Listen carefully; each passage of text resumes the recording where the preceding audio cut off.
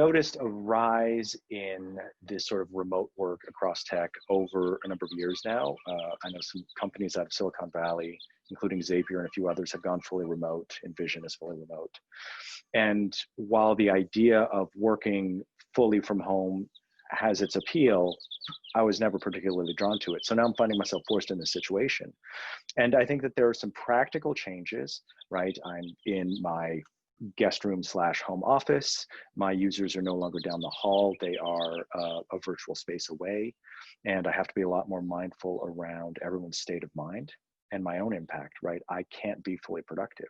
So that's a practical impact on what I work. The flip side of that is the technology has made it so that the realities of what I do, doing my wireframes, conducting my user research, syncing up with my team, working with my engineers, none of that has really changed in a meaningful way. I'm interfacing with a screen instead of a human being, but practically speaking, there hasn't been a radical impact. And I think that that's remarkable. We're so fortunate. If you look back, even as far as 40, 50 years ago, there have been other pandemics of a similar nature. The impact that it had on society was very different than what we're experiencing today. And I think we're experiencing emotional and financial repercussions that are unavoidable, but it could have been so much worse. And so, again, like for me, it's not really changing all that much, which is crazy. You'd think it would. It's just not. So with that, I will pass it on to our next speaker. It's threefold for us, which is kind of more, I wanted to give unique answers, so I'm going to give some more edge case kind of stuff. Nevertheless, still very pertinent. The things that I would say that we would normally refer to as fluff, or not we as UX designers, but maybe non-UX or non-design folks would refer to as fluff, is treated with a little bit more reverence and respect. To give an example of that would be something that we discussed a lot was tonality of our messaging on terms of COVID. Do we take a very solemn tone or a bright tone or something that's aspirational? And this is because there's no precedence for a lot of this. And so we found ourselves looking at our competitors in other industries and waiting really impatiently for someone like a data collection firm to put out a new communications report to tell us what to do. What method should we take? And that was very confusing for a little bit, with a lot of opinions. The second thing was is that our metrics and analytics are all bonkers. And what I mean by that is there is no baseline for this stuff, right? So we see things happening in our metrics, and it's very, very hard to say what is our own doing and what is macroeconomic. What it does help us with is if you're doing well and your metrics are bonkers, it does kind of give us an understanding of how elastic our model is, right? Is our model rigid, or is everything working? Why does this apply to UX? You might ask. It sounds very businessy. Those things trickle down to creating experiences, right? We need to know metrics and analytics to make design decisions. The third is communication.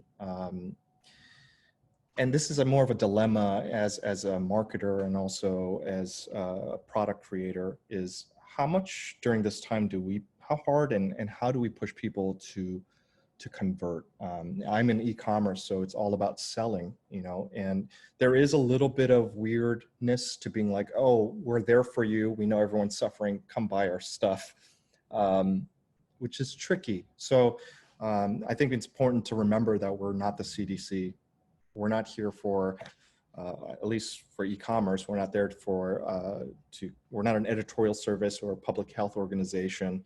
And there are people that are coming here knowing full well what they're doing, and they're here to shop. And part of that might be from escapism or trying to find some sort of normalcy during that time. So in that sense, we've shifted our mentality over to a service or a form of care or hospitality, right? We're providing a service for normalcy. That might be a stretch, but it is kind of with a little bit of, it's hard to balance those two. Yes, shop with us, but also we understand that it's difficult. I'm a mom, I have 3 kids, so definitely working remotely has affected my personal process for life in general, especially uh, doing work during the day. Oddly, I would not say it has necessarily impacted my design process. I was a remote consultant for about 6 years before I joined with Entertainment Partners with a boutique agency that's now part of Genpact in fintech for many, many years. And the entire company was a distributed remote user experience driven consultancy. So from the standpoint of working from home as an individual contributor prior to this, I have a great deal of experience with that. I do manage a group of 7 plus 2 contractors, which is now down to 1, sadly. And so I think for me, I just miss the people that I work with on a day-to-day basis a lot, seeing their faces, having to, interact with them, which is great, and having their contributions to whatever work problems we're trying to solve or just life problems that we talk about. So for me, I think that's personally a very impactful aspect. Um, the kids question is coming later in the panel questions, but for me, like, I sort of involve UX with my kids all the time because I'm constantly throwing sort of UX type of scenarios at them and seeing how they'll react. So they're my little test cases, as well as my husband, unfortunately for him. So being at home is definitely harder to focus, I think, particularly just in general on work. And so it requires an amount of intensity and focus and the ability, I think, for me to multitask in a way that I do not have to do in the office. I can just focus on sort of being an adult and having adult tasks. And I think unlike Josh, in sort of a more B2C focused environment, we're purely B2B for the most part. There are definitely products that we offer and that are available to individual consumers, but it's certainly not like a shopping experience. So, and because we are kind of the lifeline for the entertainment industry, it's a very different beast as far as how we maneuver, I think, in general. Hollywood is a very sort of very handshake type of business a lot of the time. And I definitely think that the folks who interface typically with our clients, who are studio finance heads, are probably sad that they don't have a lot of personal interaction with them, but I'm sure they're still on the phone with them a great deal and talking through a lot of the issues that the industry is facing right now, which for us is obviously significantly impacted as that's our primary client. So our goal is hopefully to see production get up and running very soon. And there is definitely movement in that direction. We're waiting for, I believe, union negotiations to finish, and then they're trying to sort of iron out what a safe production would look like. And my company has been super proactive in trying to help further that conversation within the scope of entertainment. And I'm a contributor insofar as the main designer and strategist for the community site that we've just recently launched, the production community. And so with that, it's nice because we've been standing up a master series of webinars, which are being produced by everybody remotely. So everybody has to kind of get together and collaborate in a really amazing fashion, I think, to be able to put together these pieces where we have our industry experts talking to other experts within sort of the scope of Hollywood about what is going to happen because of the pandemic. And so for me, it's really interesting to listen to those webinars and be a sort of a fly on the wall. It's very educational, and I do think it's definitely a microcosm of industry at large, but specifically very, very poignant to Los Angeles. So I'm going to pass it off to the next speaker. How has the pandemic affected the way you work? I mean, the most obvious thing is we're in this new way of life, this remote way of life, I guess you could kind of say, which brings up a lot of new challenges for all of us, and that require, either to sharpen skill sets or learn new ones. And for me personally, up to this point, some of the primary things are, things like time management, things that seem very simple, things like time management, prioritization, execution of that time during those hours. And at Kaiser, we're a remote company too, where, you're in 2 or 3 days a week. So all of us have a little bit of that experience, but still fully remote, does bring up these challenges. And probably the biggest one has been, the communication challenge. And, when specifically, if you're in the office, if you're working on some designs, with your team, you can get some quick, rapid feedback, 2 or 3 minutes, right? Improve that design, whatever it is. And now, on the other side, these 2-minute conversations are sometimes turning into like meetings and group conversations, group chats, and it becomes quite difficult. And physically when you're in the office, but there's also the same distractions where it's driving production time down, where you actually get to focus on, building out flows or the interface or whatever it is, right? So it's a bit of a double-edged sword with that one. That's been like the biggest challenge for me. Being in these meetings all day, when maybe they shouldn't be meetings, and so yeah, that's so far up to this point. That's what I'm saying. As far as UX process, I'm glad everyone else said it hasn't really affected too much. I was thinking about this, and for us too now, we're still using the same methods. We're still practicing the same methods, same strategies, getting that feedback from our members. Understanding what the problem is.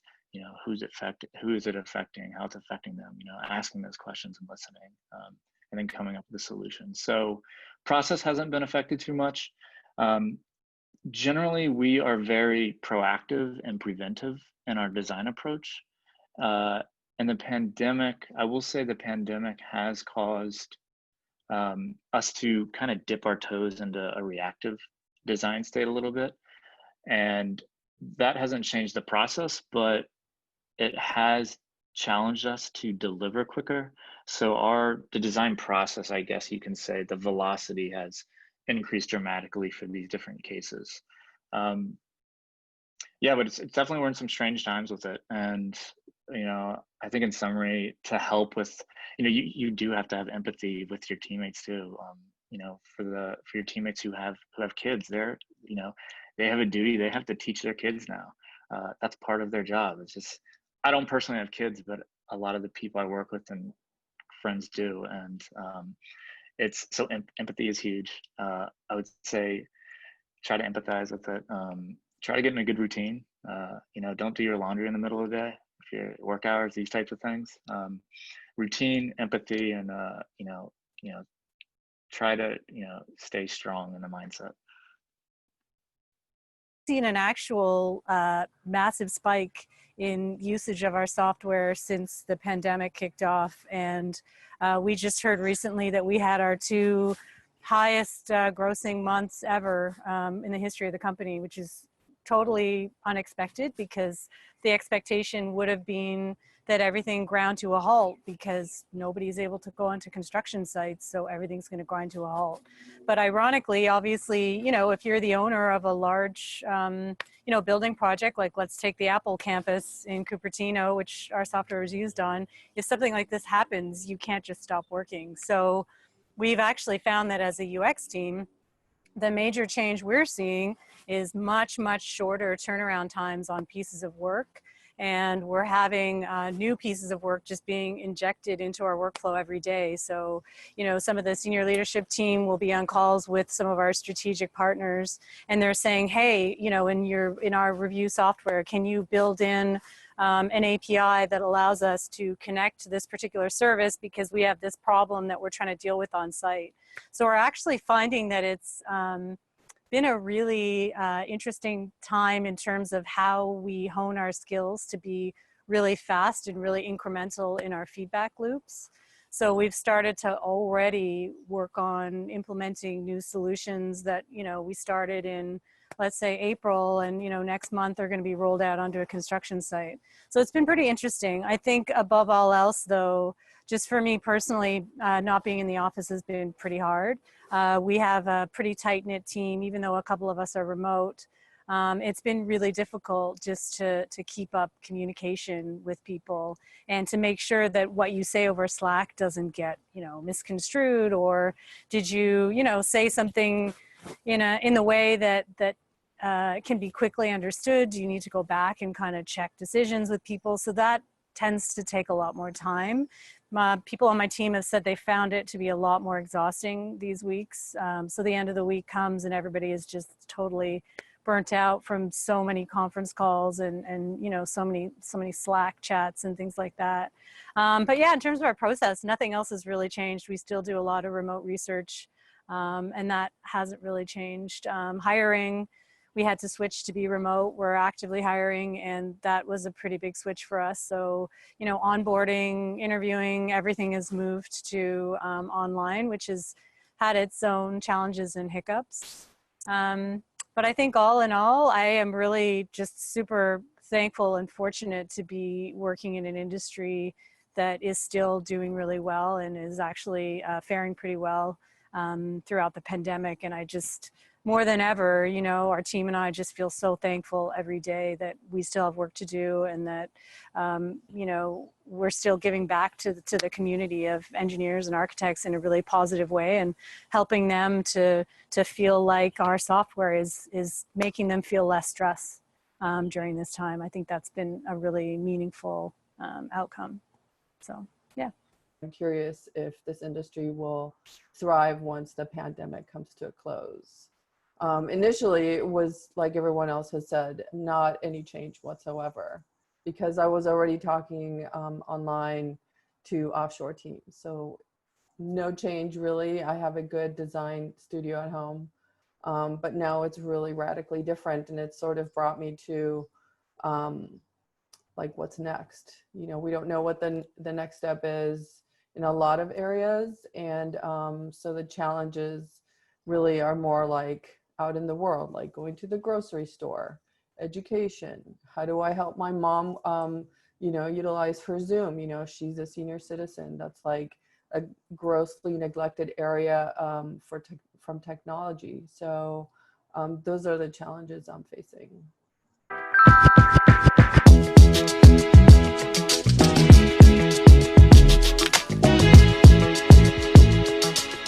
So can UX better help industries and businesses survive and thrive after the pandemic? I mean, as a designer, my response is of course going to be, yeah, UX will solve all the problems in the world, right? And while I believe that to a certain extent, I think that there are systemic issues that design can help but can't inherently solve. I think the specific areas that UX might be able to help in the future is to, again, focus on knowing there are systemic issues in how our societies operate. How can we help businesses structure themselves, structure their processes, build tools to help them adapt to unpredictable situations? I'm thinking, just shooting from the hip here, but thinking about businesses like OpenTable and Grubhub, all these things that are helping these businesses adapt. Once things reopen, what does it look like when a business reopens? And are there other services and opportunities that design can help identify and explore to, you know, again, like, does it look like a gradual rollout, a gradual reopening? Are there opportunities there? And this is where the design is going to come in. You can come up with some idea and try it, but doing the research, thinking things through, getting to the core of what people actually need, as opposed to what's a good business opportunity or what's a clever idea. Those are the tools that are going to help us tease out a more successful business model, which is ultimately one of the main value points of design, right? Is coming at it from a evidence-based and problem-based approach as opposed to just a good idea. So yeah, off the top of my head, that's going to be the main area that I think UX is going to help, is just looking at what are the opportunities and the problems that the businesses have faced, and how can we adapt in small and big ways to that. Yeah, that's kind of where my head is at. I think we're going to see a lot of businesses that have the benefit of office work reevaluating the need for offices themselves. But that in and of itself is a luxury and a privilege, and many businesses won't have that. And I think those are the areas that they're going to have some very rich opportunity, right? Like restaurants, concert venues, even small practical shops like you know, a tire repair shop. How are these businesses going to adapt to a world that's semi-open for an extended period? And what about the next time this happens? Because this is not an isolated incident. You look at the course of human history, this happens pretty often, right? It's going to happen again, probably in our lifetimes. What are we going to do now? And what are some tools that we can get in place before this happens again? As to what it looks like, I don't know. I'm not going to predict like what things look like 3 months or 6 months or 3 years from now, because I have no idea. But I know that there are going to be people looking at these problems thinking, like Irene was mentioning, senior people are being underserved. Likewise, small business owners have been radically underserved.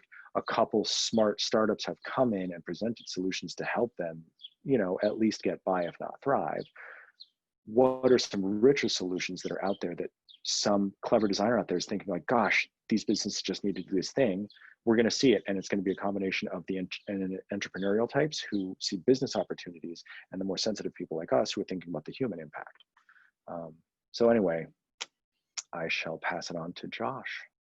I think Louis actually kind of hit it on the nail, is that companies that make up an industry have to adapt, and what they should adapt to, in my opinion, from a UX perspective, what we can do is to focus heavily on the human condition. The pandemic is changing industries because it's changing people and how we interact and our perception of the world and how we navigate the world. And as we call it, there's a lot of problems. And we can observe this just from anecdotally or through metrics. There's a lot of problems that are emerging or are being exacerbated from these conditions. And there's a lot that can be done by engineers and policy writers, all kinds of different people who are makers or builders. So what's unique about design or UX, particularly living under the umbrella of design, is that we address human problems and we borrow from the best out there. We have no intrinsic subject matter, so we're able to adapt, and we call them wicked problems, of course. These problems that are right under our noses and may not be, maybe too daunting for others to kind of approach, but we are resilient and brave in that way, I think. And there are certain types of interactions or UX, user experiences, that are changing.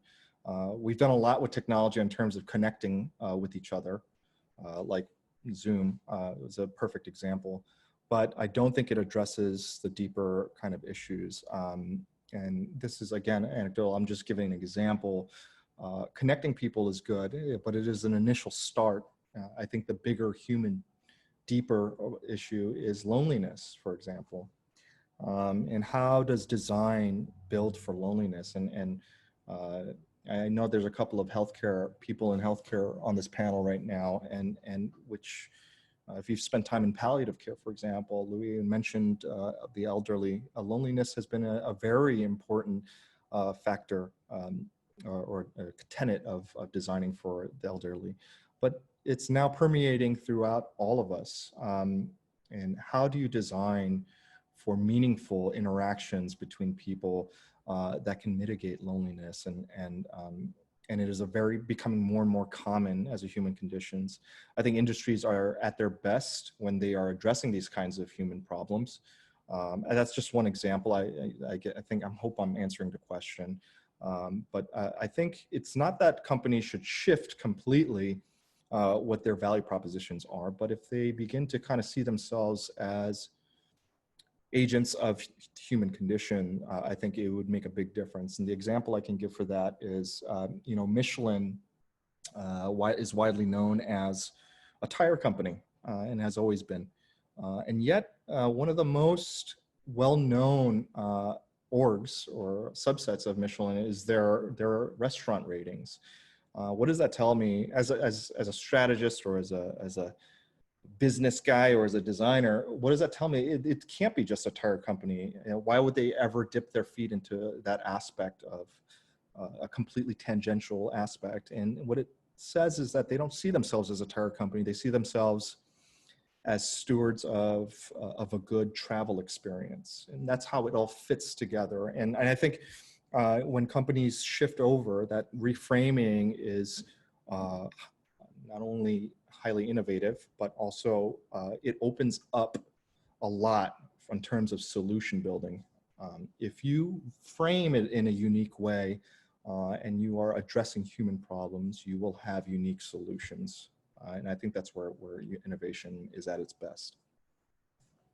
Times this pandemic is causing, and it's yielding a lot of new challenges. And you know, some of the industries that I think of are like the food and beverage, entertainment industry, sports entertainment industry, companies and products like Meetup and dating apps like Tinder,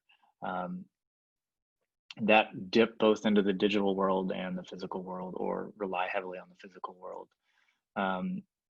And so, yeah, the new challenges right now. And I think we're a bit at an inflection point. And when, I don't know what it's, honestly, I, like Lou, I'm not even going to try to predict what is going to happen after the pandemic, but I'm almost certain that, you know, things will not go back to what they were before.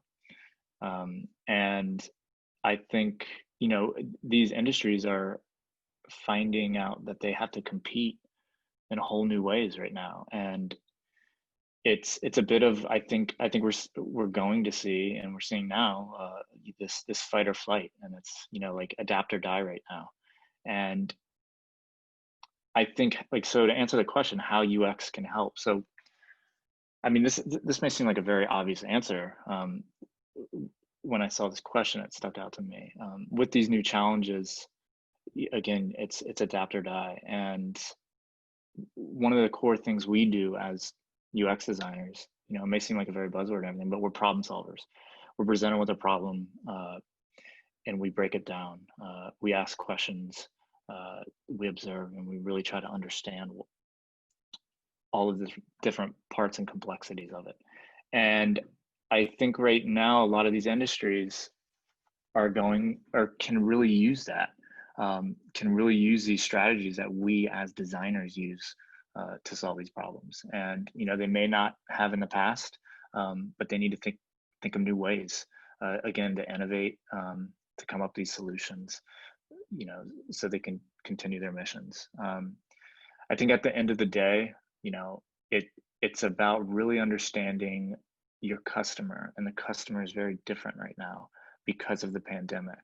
And so how can you better understand your customer now? And I think by applying, say, UX methods and principles, some of these industries will be able to survive. And maybe even, you know, who knows what this after the pandemic, you know, maybe they carve out a new niche market. You know, maybe they figure out a new market segment by adapting and applying, say, these new UX principles to it. Just to echo what everybody else has said, the empathy piece for me is probably the way that companies can survive. I mean, it's really clear just seeing how, you know, brands need to evolve and really reflect that they're listening to their users and reflect back that they hear their problems and that they're trying to solve for them. I think I agree with absolutely everything everybody said, especially the piece, you know, Josh, you were talking about in terms of like healthcare and, you know, underrepresented communities. I think that this is a perfect opportunity for those industries to look at pulling in UX techniques to try to help them better hone in and better solve for those underserved communities. I think that we're going to see in the longer term, there's going to be some heroes, no doubt, some companies that are, you know, invented coming out of this whole pandemic period. I think we shouldn't underestimate that that is genuinely going to happen. And I'm really excited to see, you know, what the market looks like and what the world looks like in 3 to 6 months. I mean, just as an example, I have a friend randomly in Austria, and he quit his job as an engineer and he joined a startup that is building a contract tracing app over in San Francisco, just because he thought, you know what, I really feel so passionately about this pandemic and I want to do something outside of the realm of my typical engineering job that's actually gonna help people and help people survive. I think more kind of concretely in terms of how our UX skills can help these companies survive, I think that just the fact that we're able to really look at a problem as opposed to the effect of a problem. I mean, that's one of the things that we spend an awful lot of time as designers on my team focusing in on. So, you know, it's really easy to get mired in like, this is an effect, this is an effect, this is an effect. And I think that UX techniques really help you to hone straight in on what is the actual problem, and is it a problem for the people I'm trying to help? Because there might be, you know, nuances of other problems that are kind of clouding the picture. So I think just having that skill set is amazing. I mean, I know we're going to get into the question next around, you know, or the next question is around UX in schools. But I just really feel passionately that even smaller businesses now, I think we're going to start to see a lot of them hiring designers and hiring researchers, just because getting to understand their customers better. I think that getting designers on board to help with that will really make a difference, and hopefully help their businesses survive. All of these answers have been really awesome and given me a lot to think about. I think ultimately, if a business needs to survive, it's going to have some kind of a digital presence. And I don't really think there's many businesses that are super successful today that don't have a digital presence. And so in thinking about what that means, you know, a business within the scope of humanity that we all need is healthcare. Chad works for Kaiser, and people who go to Kaiser are going to need to access their records. I'm a part of the Cedars-Sinai Health system, and you know, for me, it's absolutely crucial, because your body is not going to stop doing things just because there's a pandemic, and so you're still going to have to probably go to the doctor for one reason or another. And so I think those sort of very integrated systems that we need as a human race are going to have to really step up the charge. And the problem a lot of the time is I don't think that businesses typically want to invest in their internal business infrastructure, and ultimately that is what is going to drive their business forward, is being able to invest in themselves to be able to provide those really outstanding solutions for their customers. And I see this a lot within entertainment partners. We are very, very heavily reliant on a particular company, and we have chosen a particular solution that has not allowed us to move as quickly as we would like to, because of the amount of infrastructure that would need to be altered, and the kind of you know, UX really that would need to be invested in order to make those touch points for people who are not necessarily as technologically, I hate the word competent, but advanced as some of us in the tech world are, allow them to use those systems as systematically and elegantly as necessary. And so there's a lot of hoops that they have to jump through, and it would be a lot better for them if we could get into those internal business systems and make their lives easier. And ultimately, financial services, I think, is another one of those really crucial aspects of business and life and in industry, where all of us have a touch point. Everybody probably has a bank account, at least in the United States, I would guess. And those kinds of businesses are crucial to running the entire fabric of people's lives. And I used to work in fintech, and we were very much involved with internal business systems within large banks, because they really recognize the importance of efficiency clawbacks for their own organizational advancement and helping their employees better service their customers. And so ultimately, better UX design is going to be better for everybody, because it hopefully will make the lives easier of people who need to facilitate help for their customers within the scope of their own business. So, I mean, do I think UX? I think UX is crucial during a pandemic, not during a pandemic. And I would hope that the reason that we're all home also sort of picks up the need to facilitate these better digital experiences. And ultimately, you know, a UX designer, if you're a good one, you're going to be able to get the job done, and you're going to be able to figure it out, because it's a problem that you want to solve, and a UX designer is going to solve it. They're going to figure out how to do it. And I have full confidence in definitely everybody on this panel in being able to make those changes happen within the scope of their own organizations. You guys are so eloquent and you've covered so much. It's really great to hear you guys. I think perhaps I want to get into like, you know, brands finding their more empathetic sides and finding the right time to communicate with their customers, making sure that it's not going to be something that like, you know, sends alarms for people. I think that kind of thing is important for brands. But it comes down to this pandemic being a medical situation. And I think supporting the scientists that are actually doing the research, you know, oftentimes perhaps the interface for the software where they collect data and make decisions isn't as up where it should be. So that would be a really great place to contribute and support so that we can actually find a cure and move forward and move on to all the other aspects of like day-to-day life. I can't even begin to think about how companies are going to support their employees coming back into the office and having like, you know, their desks like 6 feet apart. How do you enter? How do you exit? Like the place of work, like coming from home and going back in. You know, if the cure isn't found, you know, that's something that we still need to contend with. So like this very tiny movements that we took for granted are we're just going to have to totally rethink that and how we do it. As Beth said, you know, I'm confident that UX designers can help in every aspect of daily life, of work, and even bringing a solution to the pandemic.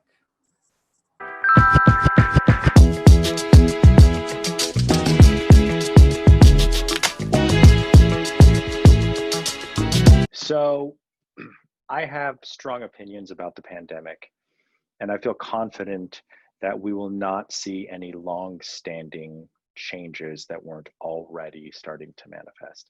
And the reason I feel so strongly about it is, like I mentioned earlier, this is not a new or isolated incident. There have been things even in our parents' lifetimes, or you know, actually some of our own lifetimes as well. I think as recently as the mid 1960s, there have been global pandemics. And you know, you look back to the pandemic of 1918 that killed 20 to 50 million people. That's a big deal. By 1920, life was pretty much back to normal. And right after that was the Roaring 20s. So the 1918 influenza was basically kind of a memory at that point. So I think some of us that are most heavily impacted by this will have a long-standing repercussion in our life, but I think society as a whole is not radically going to change. I think businesses that were starting to consider going remote will do so more heavily, and I think more businesses that weren't thinking about remote will start to explore it because it is not a bad business decision. You're not paying as much overhead, you know, and you can pay people a lower cost of living because they can work from less expensive areas.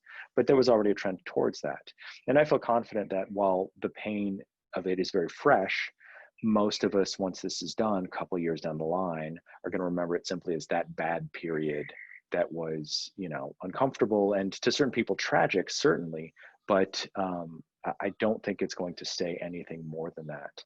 And you know, of course, I don't have a crystal ball. I could be wrong, but you know, I don't see it really changing much. And again, I speak from a place of tremendous privilege, working for a company that can allow me to work remotely.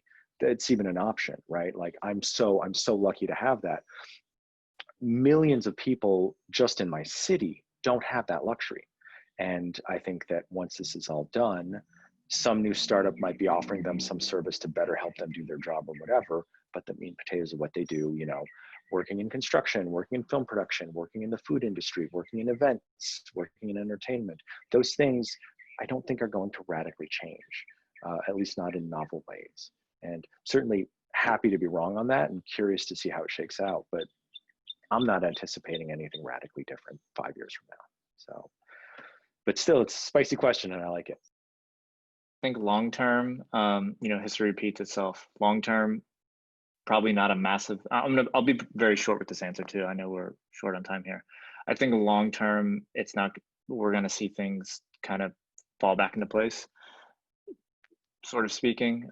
Short term, I think that companies that have been hit really hard by this will say look at their infrastructure and see how it's affected it and how they can say prevent it in these types of situations from happening. And then as far as like the individual level, I'm not too sure. Also, my own personal, this is all my personal subjective opinion. I think people will be a little bit more cautious. I hope that we'll look at this, at the opportunities in this. And what I mean by that is like the lessons that we can kind of take away from this to get better as a society, you know, as a group, as groups of people, as companies, etc. But I think at some point, like Louis said, 5 years, you know, we'll be looking at it like, you know, it was a brutal flu, and you know, it hit us hard in these places. Yeah, very sensitive question too, and yeah, definitely just my own subjective opinion on it. The area that I think we're going to see the biggest change in, because we're already seeing it and it undoubtedly affects anybody in the working world, is how employers treat their employees. I think already, you know, I was reading an article recently, a study about how this is like the best thing to happen for employee engagement for most companies, just because the top issues on people's minds, which are things like employee, you know, security, will I have a job, all those types of things, can I keep working from home, all those things now are going to come to the forefront and they're going to have to be addressed. I think that that's probably the biggest shift that we're going to see, is just that companies are going to be a lot more forgiving in terms of how they treat their employees and the kind of freedoms they give them in terms of working remote. I mean, personally, I've always had mixed feelings, maybe because I worked in the UK for a long time. I don't know, Suj, you might have some thoughts on this, but I always found that it wasn't that acceptable to work remotely. Whereas when I came to California, I feel like it's, you know, it's pretty much the norm here. And I think that's just going to have to become the norm worldwide now, because I don't think this is the first time we're going to see this. It's going to keep happening every couple of years. But I kind of agree with the sentiments of Louis and Chad. I don't feel like there's going to be drastic impacts longer term. I think we'll look back on this as, you know, this horrible pandemic that happened and wiped out 2020, and then things will kind of pick up where they left off. So I totally agree with Louis. I think that this is, you know, an unfortunate blip in time. And there's like this really awesome commercial actually that I just saw today that had a voiceover of an elderly woman talking about what happened when she was born and how her mom was like all alone in the delivery room and nobody could visit her and nobody could interact with her. And it was like really sad, because I mean, there are moms out there who are giving birth right now and their husbands aren't allowed in the delivery room. And ultimately, like, it was a really kind of an amazing commercial, because it was sort of like 80 years in the future. And I'm sure like 80 years in the future, they're going to talk about, you know, this pandemic that hit during the 2020s and, you know, what that impact has sort of been for humanity past that point. And I agree with Louis. I think like, you know, we're going to get past this. They're going to find a vaccine. All these kids are going to be crying because they have to get a shot. But ultimately, you know, we're going to move past sort of this initial onslaught of, oh crap, I'm stuck at home for 3 months with my children and I can't get my house clean and this really stinks, to back to sort of normal, I guess, life, if you will. And I also agree and hope very much that for people who have, you know, and I'm in Los Angeles, so driving here is absolutely god awful and will take you 2 hours to get from where I live in Hollywood to go to Santa Monica, and you want to kill yourself. So I hope that people who have the opportunity, who are working remotely now, that companies actually see that their employees are productive and that their, you know, efficiency isn't going down the drain. And so there is a more relaxed aspect to having employees work from home, because I do think that that's actually like a wonderful flexibility. And I do feel very lucky that, I mean, there's no luck about it. We're all at home right now, but you know, there is a flexibility in my company to be able to do that on the odd occasion. And so I hope that that is something that goes further after this pandemic, that people have that flexibility because people have other engagements in life that they need to take care of. Maybe they have a sick parent, or they do have children, or they have an obligation where working from home for them would really help them and make them a happier human being. And ultimately, I think for me, that's the goal in life. You want to have a happy life. This is your one and only life, most likely. And so I would like to be able to spend time with the people that I care about and focus on work. And I know that I can get it done. And I think that there are a lot of other people out there who can as well. So I think that maybe this pandemic will hopefully allow that to happen and grease that wheel a little bit more for folks who want to have that part of their life. I like largely agree for the immediate effects. I mean, there's like 1.5 billion people in California alone that are unemployed. I don't know how these people are going to make a comeback financially. And, you know, people are sick and people are not being careful. And it's a disease that, you know, is killing. And being in Los Angeles, there's quite a few deaths. So I think the immediate effect is pretty serious. And so yes, 5 years, 10 years from now, it was a bad flu. But right now, I think people are having to take very clear, careful steps on making sure that they're not getting sick, that they're not getting exposed. And that poses a very serious, different way of how they deal with life. Times are certainly bleak, as Irene has been saying. That being said, just focusing on how people interact, I would say no, it will not change, you know, at the core of who we are. Technology might change, but at the core, we have modes, many different types of modes as human beings and how we interact. And sometimes we act out of fear, and that is still in the commonplace of how we interact with things. Technology merely augments those interactions in some way. And this is, you know, Louis talked about the past and different occurrences of things like this happening. Richard McKeon in the mid-1900s talked a lot about interactions, especially with HCI, with human to computer interaction and the machine. I think those, what you can kind of get from that is that even with the machine in between, it's still human to human interaction in some way. The only big difference is what she refers to as human to cosmos. And I think that's the most interesting and most elusive part of interactions, because what it refers to is belief systems.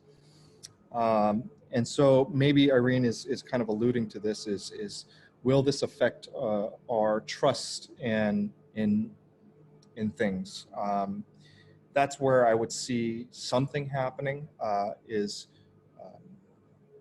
you know, communication is always going to be difficult. You know, people who are annoying, are always going to be annoying, no matter what the technology is. Evil people will be evil. Those things are not going to change. But that idea of belief systems, do we believe in our healthcare system, for example, is an interesting question I would ask.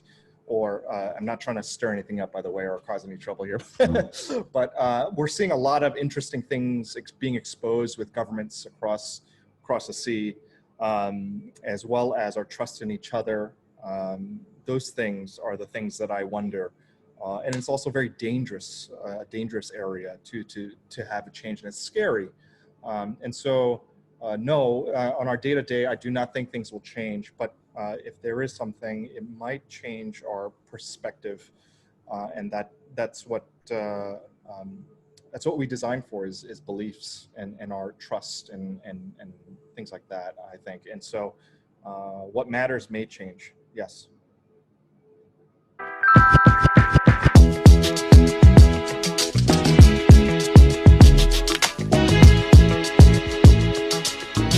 I have given this question a lot of thought, and selfishly, it's very relevant. I have a 9-year-old who's downstairs right now, right in your target age range.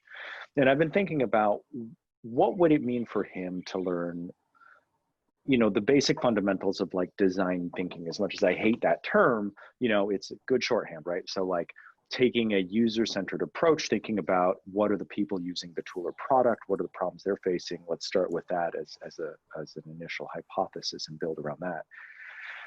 And I think that there are two different specific benefits to teaching people of that age range those sort of mindsets. The first is a more practical and obvious answer, right? So kids think they have all the right answers and they know everything. And so teaching them this approach of, hey, think about what the problem is and then start solving from there will help get them thinking at an earlier age to not rely on their own sort of like ideas, but rather to focus on the problem when they start to build products. And I think that there will always need to be a healthy tension between people who are strong personalities coming up with ideas to push the envelope forward and not trying to solve problems, right? The Steve Jobs of the world who are so opinionated and stubborn that they just force people to adopt certain things that it turns out are actually pretty awesome, right? We don't necessarily get that from taking a user-centered approach. So I think we need that healthy balance. And I think teaching kids at an early age will get those who aren't super stubborn narcissists to think about people and the impact they're having. And you'll get maybe a more balanced product development process and a more interesting products. So that's the easy answer, right? The more interesting thing is getting kids to start thinking about what is it like to be someone who isn't you, right? Getting them to develop empathy sooner, getting them to consider, hey, what does it mean to be wrong? How can you fail more quickly? Those are things that don't come quickly to kids. They don't come easily. They're hard-learned lessons. And I think that the design process itself really fosters those sort of lessons, right? Like, hey, let's start with a hypothesis and figure out where it's wrong, not if, but where. And I think for emotional development and personality development, that would be a wonderful lesson, right? Like, don't get too attached and too precious to your ideas. Just start with something and figure out where you're wrong and learn from it. I think that'll really help them become more resilient people. And I hadn't even considered that until you put the question to me, like, what are the benefits of teaching design thinking to kids? So, my son personally, he gets very upset when he, doesn't get good grades or when he fails a question. If he had been taught in class, hey, just start with a hypothesis and figure out where you're wrong and learn from that. Imagine that different experience of like, not doing well on a math test and being, oh, I need to work on this, as opposed to, oh, I suck at math. I think that would make for a really, truly different emotional development. And I think it would actually make the world a better place. So yeah, I love this question. And I think that this is a really meaningful thing. And I hope that you all are successful in your endeavor to get this into schools, even in a small way. I think this could have a huge impact. So crossing my fingers, and I will watch with bated breath as you navigate this. Totally share Louis' enthusiasm. I was really excited about this question.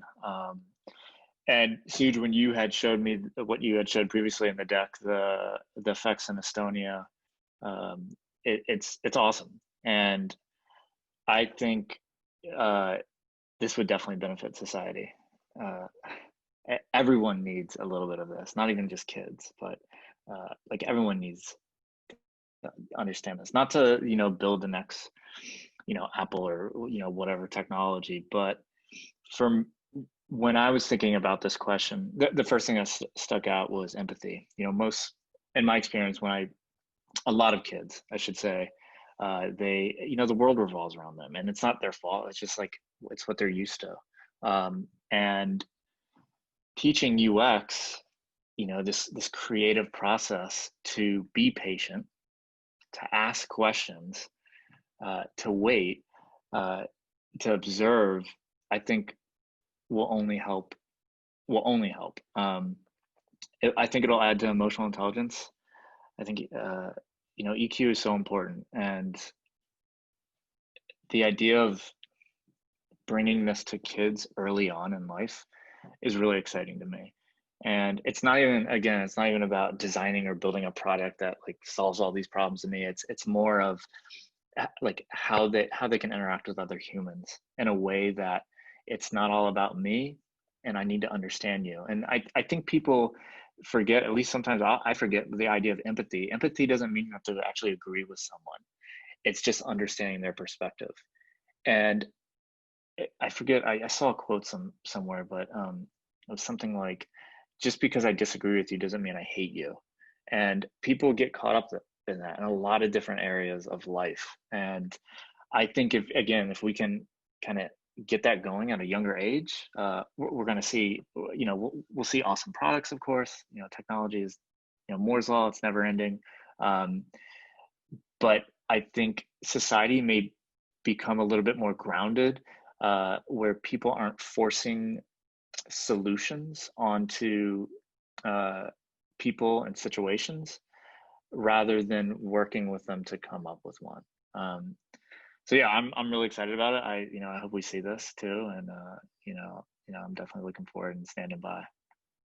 Great answers so far. I think I would just add to one slightly different way of thinking about it. So in addition to, yes, the empathy and all that perspective is great, I would also add to it, just in terms of the problem solving aspect, is teaching kids to think about, understanding before they jump into solution mode. I think that we as humans jump straight into solutions. I know we all see that as UX designers. You're working with your various counterparts and everybody automatically just goes, I have the answer, I know how to solve this problem, without necessarily taking the time to really research and understand things. I think that's really critical. I think it's super exciting that, your company is looking at this as a, additional area. And I too am going to be watching to see how you develop out your program. And I would love to stay involved somehow if I could. I think it's so awesome. I have, I don't have kids myself, but I have godkids and nieces and nephews. And just during this whole pandemic, sorry, I was going to say Zoom pandemic, but it is a Zoom pandemic as well. I spent a lot of time with them on Zoom, talking to them about what I do. So, my one niece, she's thinking about what she wants to do. She's like 10 or 11, and she wanted to shadow me for a day. And it was so interesting, her observations on, like meetings. I let her sit in on some of the meetings. All my colleagues were totally down with it. They thought it was an awesome idea. And kids ask the most amazing questions. And I think also encouraging them to keep that up as they get older, because as we get older, we tend to stop asking questions. That's one of the first things that kind of happens. And so I just think the whole initiative is so awesome, and I'm really interested to see how things shape up. So yeah, great question. Thank you for asking it. Most excited about this question too, but I think it's probably because I have 3 kids, and I'm always thinking about how I approach them.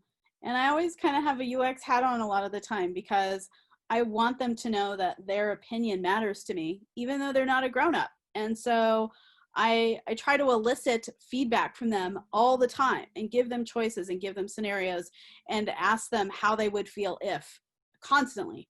So I'm always running my own little experiments with them, unfortunately. Little do they know. And, to Suzanne's point about being able to sort of sit in on Zooms or having them shadow her, I'm shadowing my child, my 8.5-year-old, in his 2nd grade class. And after his Zoom meeting, I'll have conversations with him, and I'll say, your teacher's working really, really hard. So it's important that you pay attention. Think about how she feels about having to keep you and your 16 little cohorts engaged for the entire day, and all of the work that she has to put in. So for me, that's very, I'm trying to instill that empathy in him so that he understands the impact. And I completely agree. Kids are like completely self-centered. It's the older they get, the less bad it is. But the whole world sort of just revolves around what they want in that instance. So I think that, having this experience for them, especially for him, and I'm sure, I'm guessing, Louis, your kid does not like Zoom either for school, that it's just kind of a challenge, and there's a lot of belly aching and fetching and like, I don't want to go on the Zoom. And it's because there is that complete lack of human interaction. And so you have to channel other aspects of you as a human to be able to stay engaged. And I think empathy is a really, really great one for kids, because when you give them scenarios about how to put yourself in somebody else's shoes, they can tangibly relate to that.